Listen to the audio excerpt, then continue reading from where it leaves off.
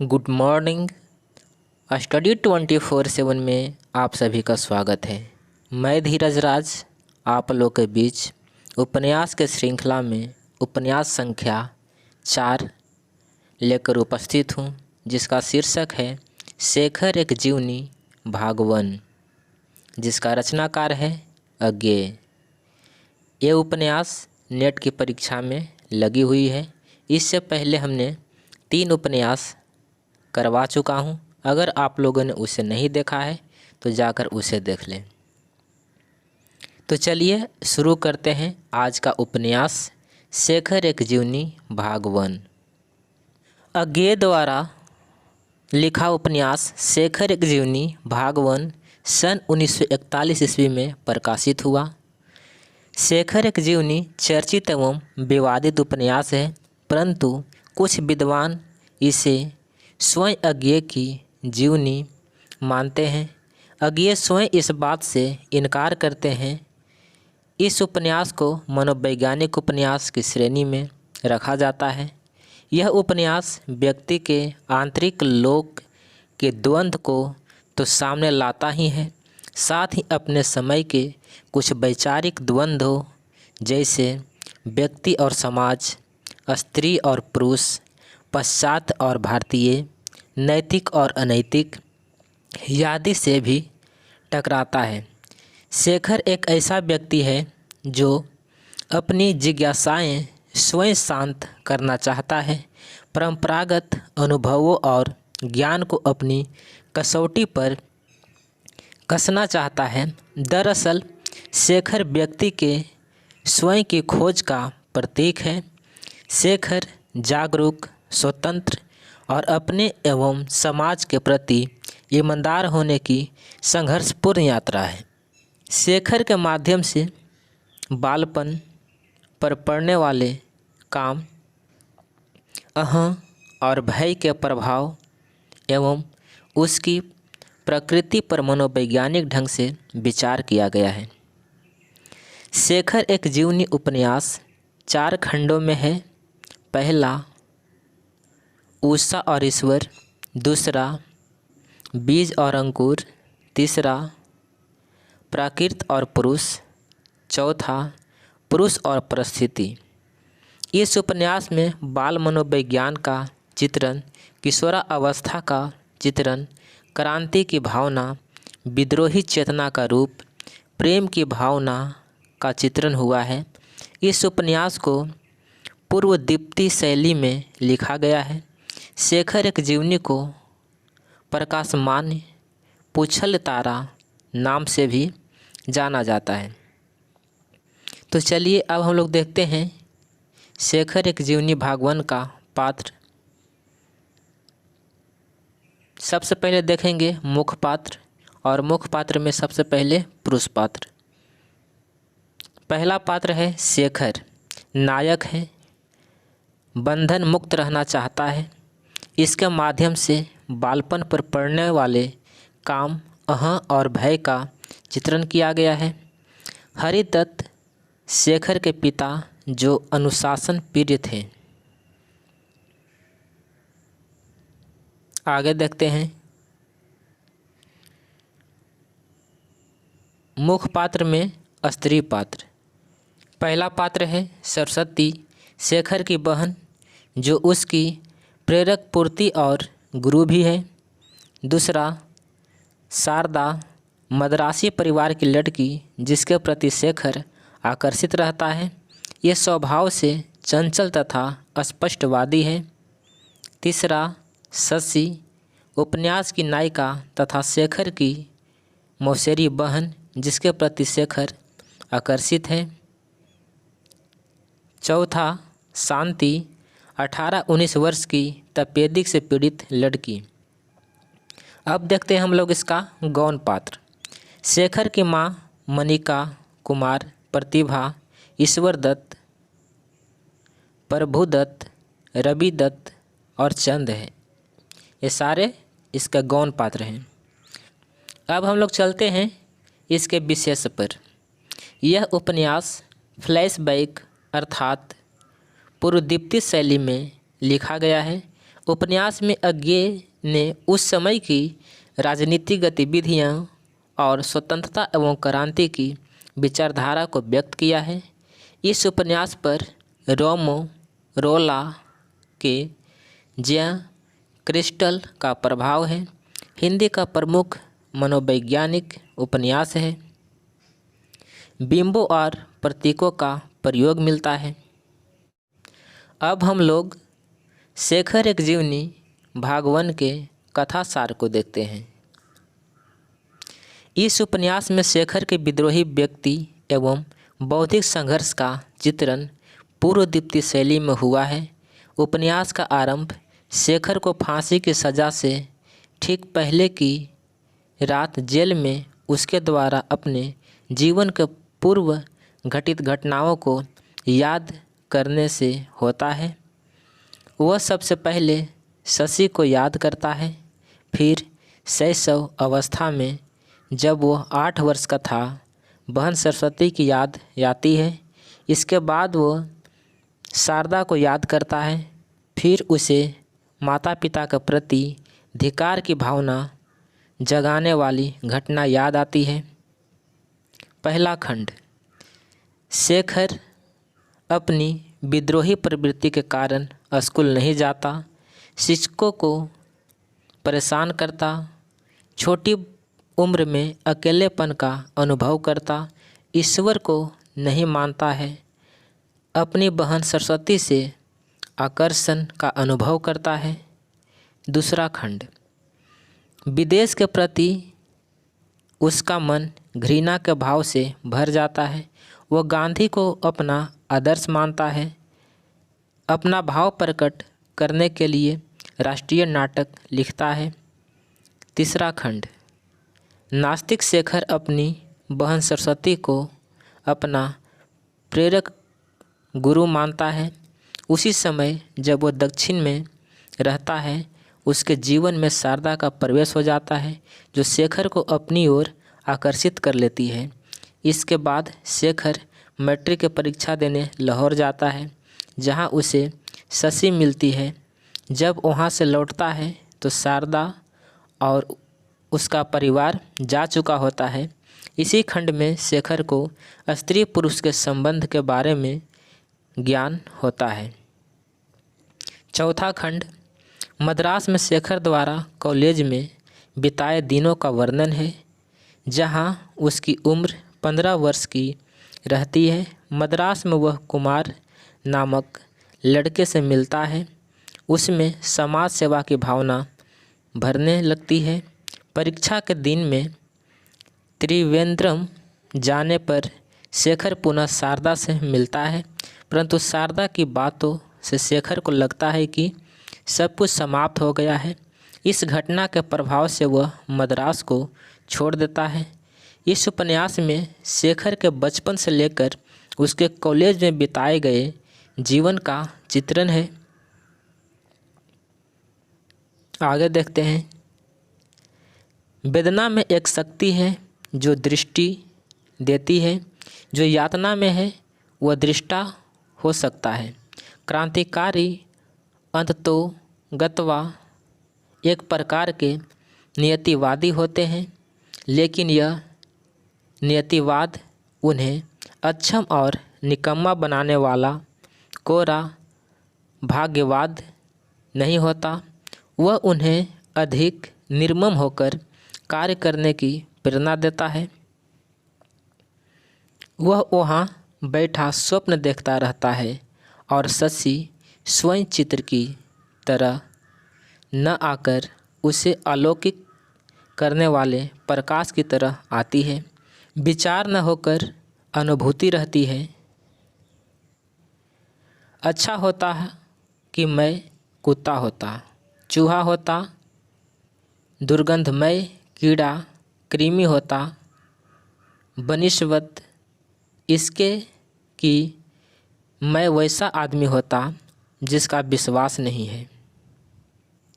मुझे विश्वास है कि विद्रोही बनते नहीं उत्पन्न होते हैं।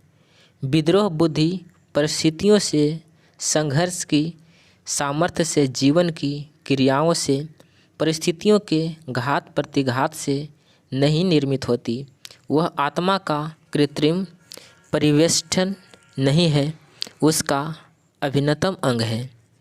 विद्रोही हृदय की एक विशेषता है कि वह अपने विकास में फैलते हुए न्यूनतम विचारों को अपनाकर भी विद्रोही ही रह जाता है, क्योंकि वह अपने काल के अग्रणी लोगों से भी आगे ही रहता है।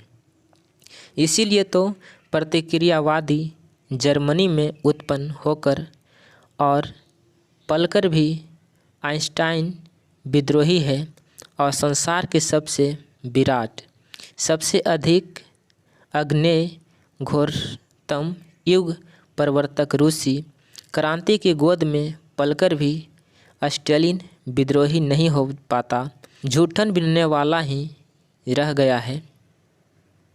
विद्रोह अनंत है, नित्य है, क्योंकि इसके उपकरणों में प्रेम के बाद सबसे बड़ा और सबसे अमोघ अस्त्र है यही बौद्धिक घृणा। यातना भी एक उच्च कोटि का और बहुत पवित्र अस्त्र है।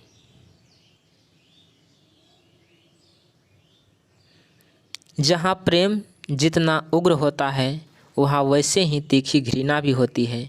क्रूरता में केवल यातना दी ही नहीं जाती, स्वयं पाई भी जाती है। और स्नेह में स्नेही अपने को ही नहीं भूलता, स्नेह के पात्र को भी भूल जाता है। वासना नश्वर है, मुरझा जाती है, और तब प्रेम तंतु ही जीवन की अस्थिरता बनाए रखता है। या शायद इससे उल्टा कह रहे हैं, जब प्रेम मर जाता है तब वासना उसके शव को उठाए उठाए फिरती है और उससे अपने को धोखे में छिपाना चाहती है। मानव के लिए झूठ, छल और मकारी अत्यंत सहज है, क्योंकि ईश्वर ने मानव को अपना प्रतिरूप बनाया, और ईश्वर हमारे जान में सबसे बड़ा झूठा और छलिया और मकार है। बहुत गहरी चोट का एकमात्र मरहम होता है। चोट पहुंचाने वाले की अपेक्षा दृष्टि, दया तो उसके घावों को खरोच कर खोल देती है। जीवन की गहनतम घटनाएं किसी अनजान क्षण में ही हो जाती हैं, और पीड़ा का उद्भव सदा ही रहस्यपूर्ण होता है। उसकी अनुभूति स्पष्ट होती है, किंतु उसका अंकुर कब कहाँ कैसे फूटा यह पता नहीं चलता, क्योंकि इसके लिए वह उस समय चौकन्ने नहीं होते। कहते हैं कि मानव अपने बंधन आप बनाता है, पर जो बंधन उत्पत्ति के समय से ही उसके पैरों में पड़े होते हैं और जिनके काटने भर में अनेक के जीवन बीत जाते हैं, उनका उत्तरदायी कौन है? वे उन तीनों महती प्रेरणाओं का चित्रण करती है जो प्रत्येक मानव के जीवन का अनुशासन करती है। अहंता, भय और सेक्स। डर के बिना समाज का अस्तित्व नहीं ठहर सकता। आगे चलते हैं। जो नियम से नहीं चलते किंतु नियमों की मूल प्रेरणा को समझकर अपना नियम स्वयं बनाते हैं, जीवन तो उन्हीं का है। प्रेम ने मनुष्य को मनुष्य बनाया, भय ने उसे समाज का रूप दिया, अहंकार ने उसे राष्ट्र में संगठित कर दिया। संसार का आदर्श व्यक्ति नहीं है, एक टाइप है, और संसार चाहता है कि सर्वप्रथम अवसर पर ही प्रत्येक व्यक्ति को ठोक पीट कर उसका व्यक्तित्व कुचल कर उसे उस टाइप में सम्मिलित कर लिया जाए, उसे मूल रचना न करने देकर एक प्रतिलिपि मात्र बना दिया जाए। शेखर ने देखा उसके संसार के अलावा एक और संसार है जिसमें पक्षी रहते हैं, जिसमें स्वच्छंदता है, जिसमें विश्वास है, जिसमें स्नेह है, जिसमें सोचने की या खेलने की अबाध स्वतंत्रता है, जिसका एकमात्र नियम है वही होवो जो कि तुम हो, और वो संसार उसके लिए एक स्वर्ग, एक अत्यंत वांछित स्वप्न हो गया। उसकी कुल यंत्रणाओं से उन्मुक्ति का द्वार, उसके अकेलेपन में उसका सहारा। वहाँ है केवल दैन्य संपूर्ण दासत्व। वहाँ माता पिता अपने बच्चों को बोध कराते हैं, अवज्ञा के लिए नहीं, स्वीकृति के लिए झुकना सिखाते हैं, अभिमान से नहीं, वास्तव भाव से। आत्माएं इस संबंध में इस तरह जकड़ी गई है कि वे स्वयं नहीं जानते वे किस श्रृंखला में बंधे हैं और स्वयं उसकी कड़ियाँ पक्की करने में सहायक होते हैं। लोहा या सोना भी एक चोट से नहीं बनता, उस पर कई चोटें होती है, चोट पर चोट, चोट पर चोट। वैसे ही शिक्षण है, एक या दो चोट में नहीं हो जाता, असंख्य चोटें होती है, किंतु उनमें इतना विभेद नहीं होता, वे एक ही चोट की पुनरावृत्ति मात्र होती है। आगे देखते हैं। इसीलिए नहीं डरते कि मरना बहुत खराब होता है, इसलिए नहीं डरते कि मरना बहुत खराब होता है, इसलिए डरते हैं कि जीना अच्छा लगता है। सरस्वती शेखर से। हम लोग काल का मापन निष्प्राण घड़ियों से करते हैं। कितने मूर्ख हैं हम, क्षण में ही जो युग युग बीत जाते हैं और युगों तक जो क्षण वैसे ही बना रहता है, उसको अनुभव से मापने की सामर्थ्य क्या घड़ियों में है? उसकी इस अवर्णनीय सुंदरता ने, विशेषहीन रात्रिता ने यह प्रमाणित कर दिया है कि ईश्वर नहीं है, क्योंकि भूख और लड़ाई बनाने वाला कौन सा ऐसा ईश्वर हो सकता है जो इतनी सुंदरता बना सके। लेकिन यह कहना तो वही हुआ कि ईश्वर वही है जिसके बारे में हम निश्चयपूर्वक कह सकें वह नहीं है। उसने देखा, समझ लिया कि कोई किसी का नहीं है, यानी इतना नहीं है कि उसका स्वामी, निर्देशक, भाग विधाता बन सके।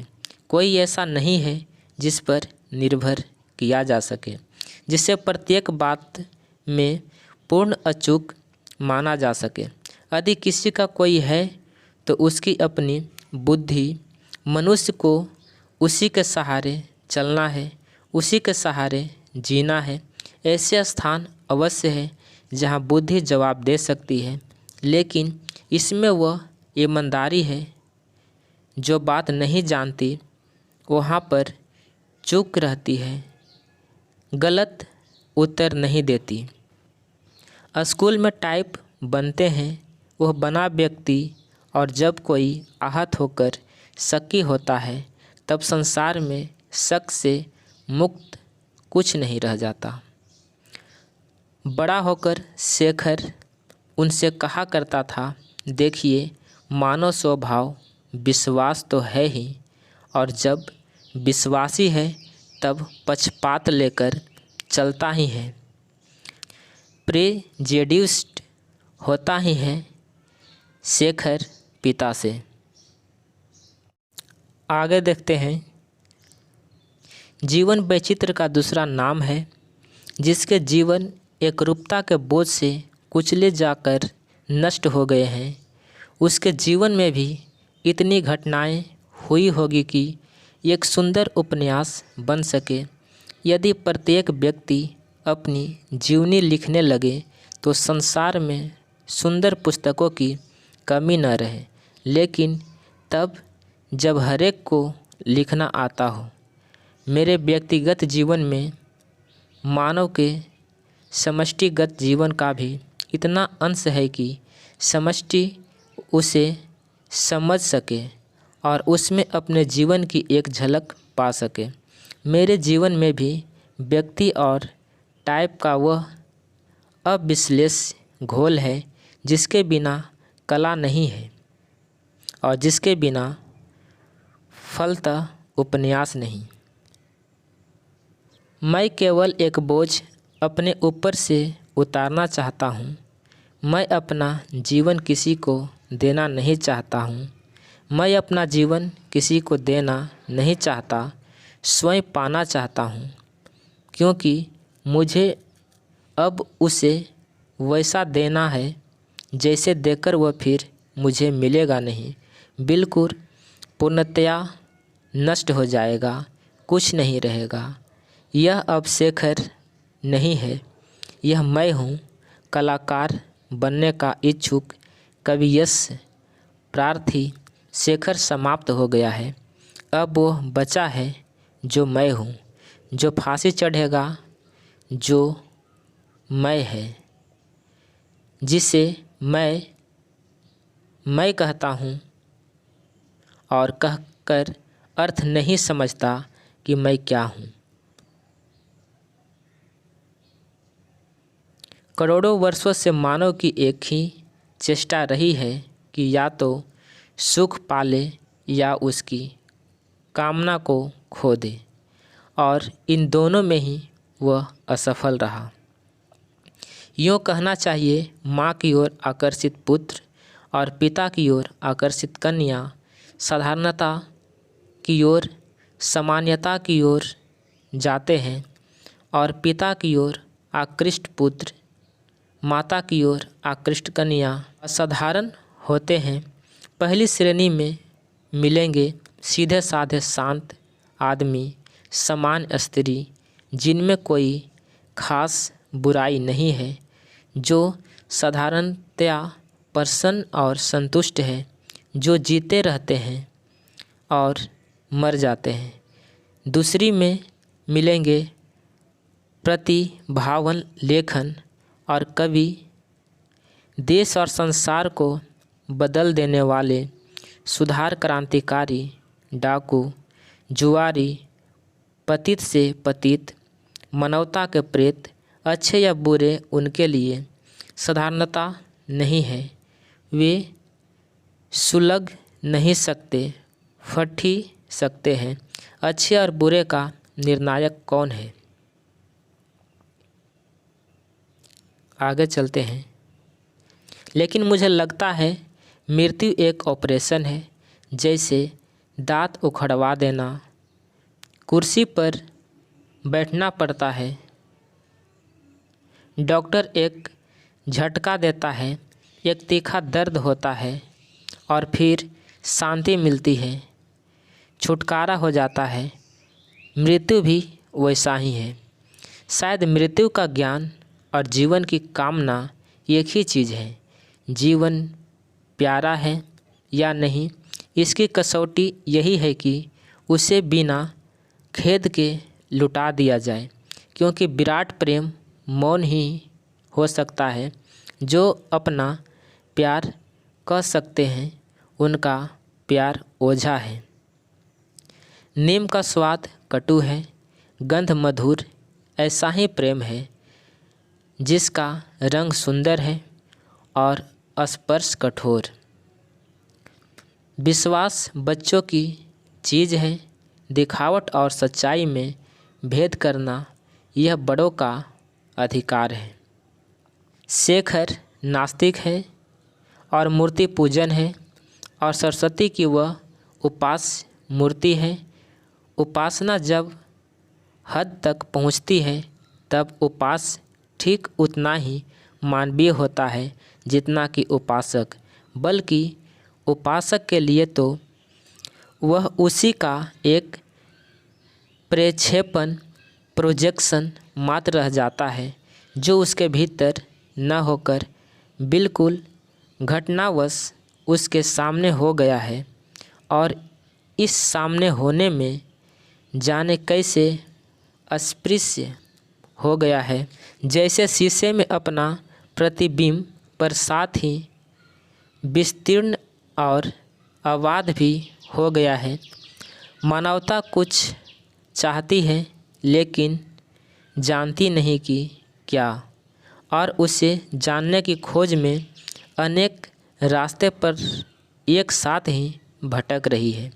मानो सारी मानवता अपने जीवन की गति में किसी दीर्घ वेश संधि पर खड़ी है और अपने से उलझ रही है। उसका यौवन, उसके कृतित्व के दिन अभी आगे हैं। विवश क्रोध की चरम सीमा एक आदर मांगने वाली चीज़ है। स्त्री प्रकृति का एक निगूढ़ तत्व, उसकी अत्यंत सुलभ एक बाहरी वैपरीत्य जिसमें उसका सौंदर्य और उसकी सामंजस्यता छिपी हुई है। नास्तिक जब विश्वास करने पर आता है तो बड़े बड़े पंडित उसके आगे नहीं टिक सकते। उसकी अंधविश्वास की सर्वग्राहिनी लहर के आगे संदेह की कंदराएं बुद्धि के पहाड़ पर सब समतल हो जाते हैं और डूब जाते हैं। प्रेम की और त्याग की वृदावली बहुतों ने गाई है, घृणा और वासना की प्रशंसा कभी किसी ने नहीं की। रोमा रोला का यह वाक्य पढ़ा कि सत्य उनके लिए है जिनमें उसे सह लेने की शक्ति है। आप अंधकार दूर करना चाहें, यही कर सकते हैं कि रोशनी जला दे, यह नहीं कर सकते कि अंधकार का अंधियारापन मिटा दे। शेखर राघव से। अज्ञात शून्य से बचने का आयोजन वैसे ही है जैसा छाया से लठैती करना। शेखर सदाशिव से। संशय मानव का अधिकार है, लेकिन अगर वह उदारता नहीं पैदा करता तो वह मानव का शाप है।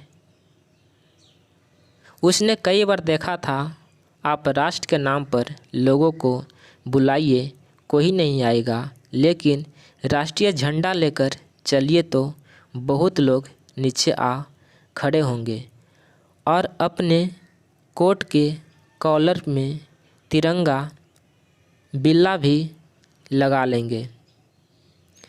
हमारे आदर्श डर भी भीत पर कायम है। हमारे विशाल भवनों की नींव खोखली है और जैसे कि शास्त्र भी कहते हैं, हमारे देवताओं के पैर भूमि पर नहीं टिकते और समाज की सड़ती हड्डियों को भड़कीले लाल रेशम में लपेटकर हम कहते हैं, देखो हमारा युवक समुदाय। सौंदर्य कुछ नहीं है अगर वह शक्ति नहीं है, प्रेरणा नहीं है। यह उसे समुद्र ने सिखा दिया था। उस आदि गुरु, आदि सत्य, आदि शिव, आदि सुंदर समुद्र ने सौंदर्य वही है जहाँ संग्राम है, और उसे वही देख सकता है जिसके भीतर शक्ति है। तो इस प्रकार से हम लोगों ने शेखर एक जीवनी उपन्यास समाप्त किया, जो अज्ञे के द्वारा लिखा गया है। वीडियो काफ़ी लंबा हो चुका है। आप सभी को अंतिम तक बने रहने के लिए बहुत बहुत धन्यवाद। मिलते हैं अगले वीडियो में।